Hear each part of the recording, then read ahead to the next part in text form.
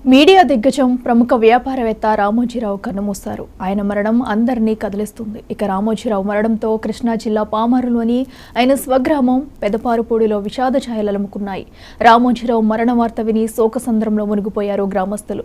జోహార్ రామోజీరావు అంటూ గ్రామ సెంటర్లో నినాదాలు చేశారు గ్రామస్తులు.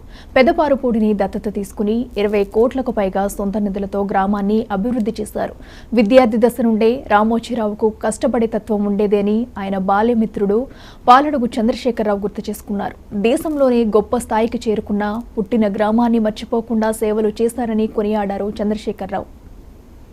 రామోజీరావు గారు ఈరోజు తెల్లారిగట్ట ఆయన చనిపోయిన వార్తని పెదపారుపూడి మండలం అంతా చేత విన్నారు. మరి ఆయనకి 89 సంవత్సరాలు వచ్చాయి. మరి పెదపారుపూడిలో సామాన్యమైన ఒక చిన్న రైతుగా పెరిగి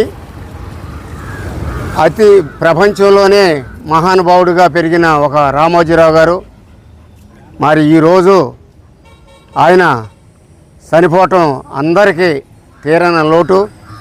పెదపారుపూడి మండలానికి తీరని లోటు. అది ఆయన సొంత గ్రామం అయిన పెదపారుపూడిలో ఆయన ఎన్నో కోట్లు పెట్టి డెవలప్ చేశాడు. మరి అది మన పారుపూడికి చాలా తీరని లోటు. మరి ఈరోజు రామోజీరావు గారు చనిపోయాడంటే జగన్మోహన్ రెడ్డి గారు ఆయన గెలిచిన కాడ నుంచి ఆయనకి 90 సంవత్సరాలు వచ్చినా ఆయన విమర్శించడం ఆయన చాలా బాధాకరం. ఆయన చచ్చిపోవడానికి కారణం జగన్మోహన్ రెడ్డి గారు. అలాగే కొడాలి మన గుడివాడ ఎమ్మెల్యే గారు నాని గారు ప్రతి మీటింగులోనూ రామోజీరావు అని ఆయన స్పందించటం ఆయన చాలా మనసు బాధపడి ఈరోజు చనిపోవటం చాలా బాధాకరం. మరి పెదపారుపూడి మండలం నుంచి మేమందరమే చాలా బాధపడుతున్నాం ఆయన చనిపోయిన సందర్భంగా. జోహార్ రామోజీరావు గారు, జోహార్ రామోజీరావు గారు.